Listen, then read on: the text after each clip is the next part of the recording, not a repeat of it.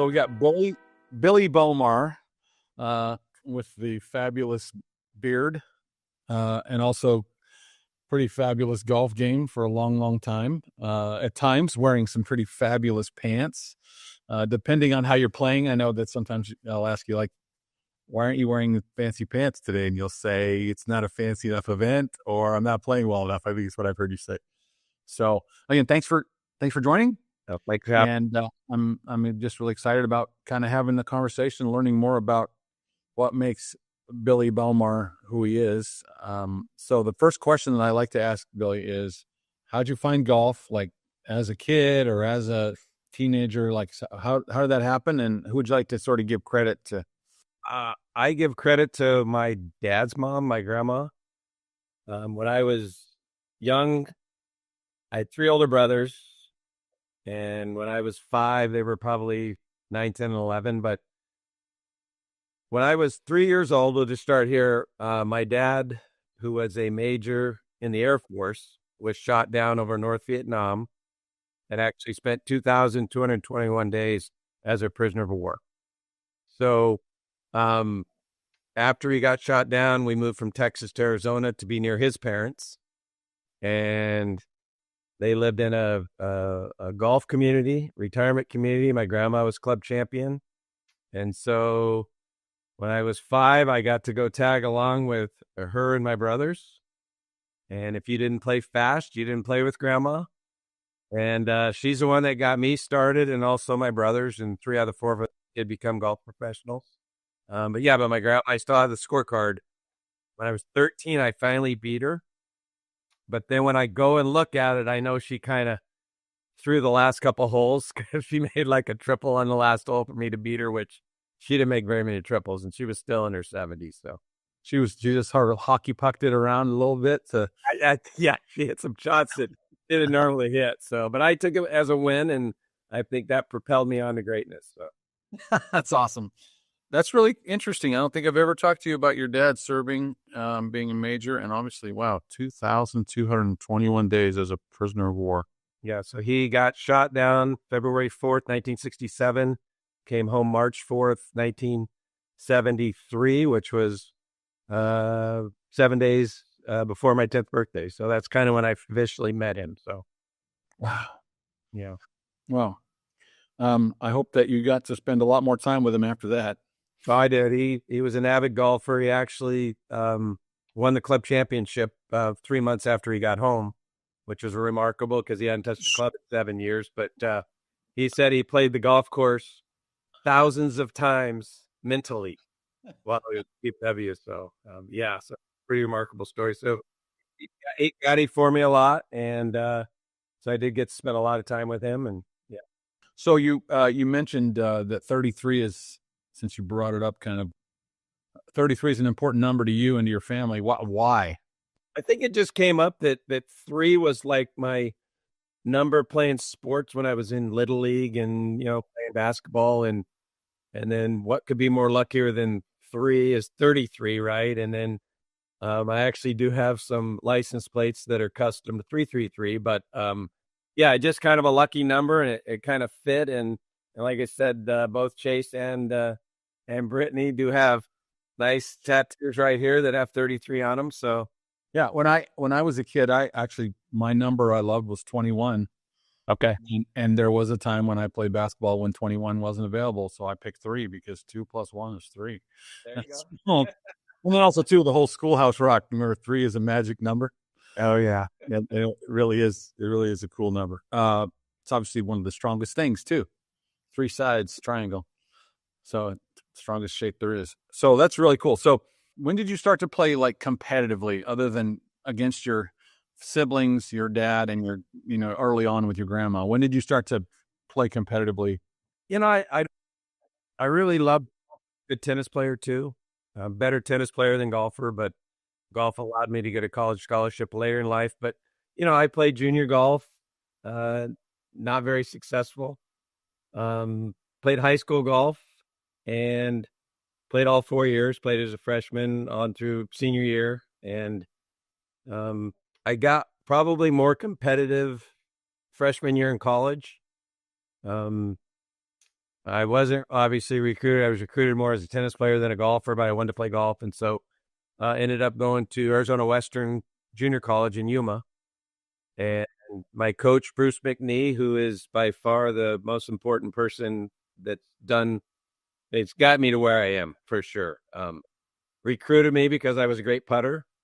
And I think it was there when I was in Yuma that I really, really started to focus in on being the best player of anyone. So you mentioned Bruce. What about Bruce would you say is, if you were going to, describe him to me and why he's made such an impact on you? What were some of the?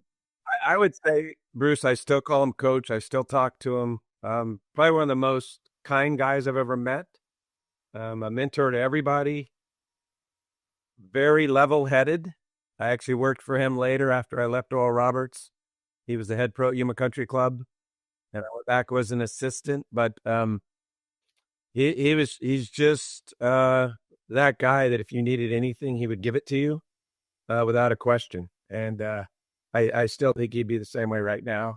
I do have a photo of us from 1982, if you'd like to see it. Well, we'll see if it'll show. But yeah, go ahead, pull it out. I keep this because he was kind of the first one that believed in what I could do. He put up with a lot of things, but this was, if we can see it. So that's 1982 at McCormick Ranch at a college tournament, and I was a little skinnier there. But yeah, I would just describe him as just, if you needed anything, he would do it for you, whether it was give you the shirt off his back or give you his last dollar. And he was very, very successful club pro, and now he's retired and living back in South Carolina. His wife, also a PGA golf professional, and they live 4 houses down from my high school coach, who was his best friend growing up. So someday I'll make it back there and see both of them. So is that sort of how you ended up? Because I was actually wondering, like, you must have you grew up most of your before college. You were in Florida then, right? Arizona. Yeah. Oh, Arizona. Okay. I hate Florida. Yeah. I won't say it out loud. So no, I don't. I hate the grass. Well, yeah, I'm not the biggest fan of Bermuda myself. Like, not Bermuda. The other thing too is the interesting part is I've spent a little bit of time with one of the greatest Florida golfers that is Wally Armstrong. He sounds like an astronaut, but he's a blend of two astronauts, but Wally Schirra and Neil Armstrong. But he's Wally Armstrong, great player for the Gators. And he always said that every Florida course, except for like Seminole and maybe now Stream Song and like Jupiter Hills, they all look the same. And he's from Florida. He's like, they're all indistinguishable in terms of they're all built in wetlands, So you grew up in Arizona, and is that connection with Bruce and his best buddy from high school, who was your high school coach? Is that how you ended up at Arizona Western? Yeah, because Coach Sonius, my high school coach, grew up with Bruce in Boise, and he let Bruce know that he had a player that had potential, from how they describe it. But I was always very little, so I was 5 foot tall going into my senior year, and ended up growing up to 5'11" my freshman year in college. But I hit it nowhere, but I could make every putt, and I still have the letter that Coach wrote me, recruiter me. He came out, watched me in the Arizona high school all-star tournament. I think I shot 76, 75. I probably had 23 and 22 putts. But he recruited me for being a good putter. And that's how I wound up at Arizona Western. I would say you probably had grit. You still have a certain amount of grit. I mean, the way you do play fast, and you're a lot of fun to play golf with, but you do approach the game with a certain amount of grit and unflappability to a certain extent. Like bad bounces, you just kind of shrug them off and, okay, I guess I'll go get up and down now, kind of thing. So it is definitely fun to.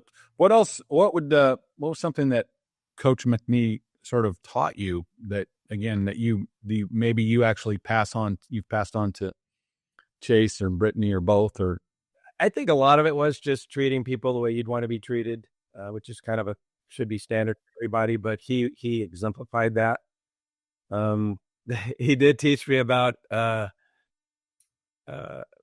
salesmen, golf vendors who show up without appointments. That's the only time I've ever seen him not. Well, he got a little. So in 1982, I remember a vendor rolled it in the parking lot, Human Country Club. He'd finally got a break. As a head pro at a club, you're doing everything. He was sitting in the office trying to eat lunch. And I tell this story, tells to my kids that he said, "Tell him I'll be right out." He poured his Coke over his head. He doused himself off, went out and met with the guy. But it was just so funny that he's like, I don't mind meeting with anybody, but at least let me know you're coming, right? And so I think that's one thing is you have to be very adaptive in our business. But I think anything that I've taught Brittany and Chase is that, everybody might be having a good day or a bad day, and it's hard to judge that. So you just have to be open-minded when you're dealing, whether it's a member or just someone coming in from the public. But Coach was so very good with dealing with anybody and everybody at any time. So it's funny you say that because when I was still in green grass down in the Napa Valley area as a director of golf, I remember sort of having two pretty hard and fast rules. One of them was about sales reps, and there was like 2 or 3 sales reps they lived in Napa, and they were the best people, and they were literally my friends. So they could stop in anytime because they usually would stop in at the end of the day or the beginning of the day, right? Because they were somewhere. So they never had to have an appointment, but pretty much everybody else did because, again, it's a respect thing. So I totally live by that. I try to. And then the other one was no drive-bys. Like, you can't walk by the office and go, "You suck," and then going, I'm going to follow you. But if you want to sit down in the office and tell me I suck for 30, 40, 90 minutes, I'll listen because you're giving me constructive feedback. But you can't just go, "Pop, pop, pop, pop, you suck." That's not cool. So yeah, it'd be fun to meet Coach. That'd be cool. You would enjoy him. Like I said, he's probably one of the best club pros. There's a lot of good ones around, but I would put him with any of them. So one of the things that some people might know about you, but they don't really sort of know how it happened. But how did you end up spending all the time you did in Alaska? How did you get from Arizona Western University in Yuma to where you went to Alaska, and kind of what happened between that? So tell us that story. So 1988, Brittany was born. I was playing a little bit, or trying to play, and 1989 rolled around, and I wasn't playing well. I needed some money. I was actually in the recruiter's office at the Marine Corps recruiting station, ready to become a Marine. And my best friend, I was best man at his wedding, his best man at my wedding. We played college golf together. James Contreras. So, James comes down from our events. He was working at Camelback Golf Course in Scottsdale. He said, "Hey, they need someone to shag balls out here at John Jacobs Golf Schools. Doesn't pay a lot, but it might be different than going to the Marines." And so I transitioned from what I was going to do there to shagging balls at John Jacobs Golf Schools. And there was a gentleman there named Rich Prang, a tall, good-looking blonde kid from Indiana who went to Alaska in 1989. And the way he wound up there was we were doing 70 to 100 people a week at this John Jacobs Golf Schools. It was just the biggest golf school in the world at the time. He ended up meeting a gal and got married, and it just so happened that her family owned Big Sky in Montana, Boyne Mountain in Michigan, ski resort in back east Vermont, and several other properties. So when he got married, he thought, "Wow, this is it. I'm going somewhere." Well, they'd gotten a golf course, Anchorage Golf Course, in a lawsuit, and the new father-in-law sent him and Amy there in 1989. And he said he wore as much warm weather rain gear as he could the entire summer. They had no sun. It rained every day, cold. But he's the first PGA guy up there. So 1990, we're getting done, and he goes, "You got to come to Alaska with me." okay, I'll go. And so I wound up going to Anchorage Golf Course with Rich Prang. He brought me up there, assistant golf pro, and to do golf schools. And I played 9 holes with still one of my best friends, Larry Buss, that I play 4 or 5 primes a year with. And I said, no one will ever play this golf course. It's the worst golf course in the world. I'm going back to Scottsdale. He says, no, wait. So I waited, and it turned out that we were the first 2 PGA golf pros up there. So pretty much forever, anyone that played golf, we taught, which is pretty cool to say. He left in 1990 to go to Florida. They bought a course in Naples. I took over as head pro, and then I kind of went in between director golf and things like that. So, yeah. So I got up there through Rich Prang, who married very well. Unfortunately, he's not married anymore, to Amy. But you know, they were very good to me and gave me an opportunity, and I was able to, you know how it is. You got to get the door, and it's usually through who you know. So it's also too. It's not just who you know. It's actually, somebody taught me this. It's not just who you know. It's who you know and what do they know about you, because they have to know the right stuff to be able to sort of be a referral. They're maybe giving you a written reference, but they're kind of giving you a referral, right? You know, word of mouth, like anything else. So that's a really interesting story.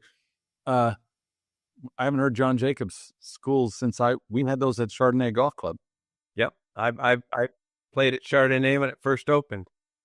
I remember that I was there for a sake party, and a guy I just saw down at the green grass, Jim Strickland, was playing there. It was maybe a Golden State event or something. But that was a while ago, but what a great golf course. Yeah, it's kind of sad to see it's not the same place it once was. But yeah, when I was there for about 6 years, it was actually 27 holes. And it was just, there's nothing like it, because you have what are marked lateral or red penalty areas, and there's no water. Like an island green that's literally no water on it, but it's an island green. That one that I like the algae pulley design myself better than the Shakespeare parts. I just thought that link style was just way more fun. So you went up to Alaska, and what was the play? Did you basically create play up? I mean, in terms of events. So like, was Anchorage Golf Course like in 1990? When did sort of some of the other, like Moose Run, when did those come around, or was Anchorage like kind of the one? Anchorage Golf Course opened in 87. Moose Run's original course was already there. They have 2 courses now. They get the Creek course, which is very hard. Eagle Glen, which is Robert Kern-Jones' golf course, was on Elmendorf, and there was a few out in the valley. But, in 1990, when I got up there, I mean, we were still doing 75 tournaments. I mean, golf was big up there. There weren't a lot of golfers. I remember the first event, shotgun start, 7 a.m. We actually fired a real shotgun, and that was fun to go out and fire. They don't do that nowadays. But I fired the gun, and you've got the carts staged, and part of them went over the putting green. The other part went over the other putting green, and the others went wherever. But it was like, holy smokes, they don't know anything about golf, right? But they play. So we were kind of the ones that taught them golf, right? You can go out and be a golfer, but to understand, where you park your cart and what you do and the etiquette and the safety and all that is a big thing. But I was like, this is amazing. It's just open to close, right? And up then, we had 7 non-rainy days. I'm not calling them sunny days in 1990. And I remember sitting in the golf shop, and Amy, Rich's wife, said, okay, we're going to get busy today. I'm like, well, what do you mean? I go, it's going to be sunny, and people are just going to leave work and come golf. And I'm like, and sure enough, I mean, the phone rang off the hook. It got sunny, and we probably did 300 players that day. But they had so many non-nice days they could work that if it was sunny in those days, they would take off to go do something. So, and open, in the business, O to C, open to close, or open to dark 30, like there may barely be a dark 30. That's really not. I had times where I wouldn't leave the golf property for a couple days. I had a nice sleeping area in the sauna, that was multi-use by most of the pros. But we would open the shop at 6 in the morning, and usually still be playing somewhere around the last tee time was 9:50, and then we would go out and play a game on Friday nights to where we'd play till 2 or 3 in the morning. And in the middle of June, you could keep going. So there was always that emergency 9 availability. Uh, it was a really great place to be. I think I rode the right amount of years to where golf was just, kids were going big. We had 650 kids in our junior program, back in the early 90s. Well, obviously too, yeah, there's clearly a hunger for something like that because I would think if you live there the year round, you spend so much of your time indoors that you're just, I mean, cabin fever probably was a term that they came up with up there, or at least someone in Montana. So when I met you, golly, probably what, 8, 9, no, maybe 10 years ago. When did you move to sort of northern Idaho? 2014. So May 1st is the official day that after Hot Prairie Falls, we started. I remember meeting you there and kind of hearing a little bit of your story. What were you just at that point ready to come back to the 48? A little bit. I was very fortunate. My wife was and is still a flight attendant for Alaska Airlines. So Chase was going to be a sophomore in high school, and I thought maybe afford him the opportunity to play high school golf, which they don't have in Alaska. And so we kind of looked at moving somewhere within an hour. Kim could switch her base from Anchorage to Seattle. And so somewhere she still commutes from Spokane to Seattle. So we tried to find something an hour or so. But the one thing that I was not a PGA member there. I was affiliated with the PGA, and we'll probably get into my records that I've set getting there. But if you want to talk about it, I love talking about it. It's perseverance at the best. So I applied for a lot of jobs. I had the qualifications. I could play. I could teach. I ran golf courses. I owned a course in Alaska, but I was always one off on getting the job. It was a PGA member that got it. And I remember losing jobs, and no offense to these guys that were just straight out of PGM program that knew nothing. But you know what they had? PGA logo, which to me didn't mean anything. They can't do anything. They have that. So what we ended up doing was I said, you know what? I'm going to buy a golf course, and then I don't have to worry about someone hiring me. I'll be the guy. And so I went into searching for that, and that's how kind of we wound up in Post Falls, Idaho. So I remember meeting you, and you kind of told me that, but you were very nice. I mean, you're very gracious in a way, but like you weren't like, yeah, PGA sucks. You were just like, hey, it just hasn't worked for me. And the cool part is I don't remember you telling me that you were going to do it. It just sort of happened. You just did it. You got involved and you started the program, the whatever 3.0 or whatever it was, maybe 2.0. And I was just like, you're in it now. This is cool. And you were like, yeah, I'm going to do it. And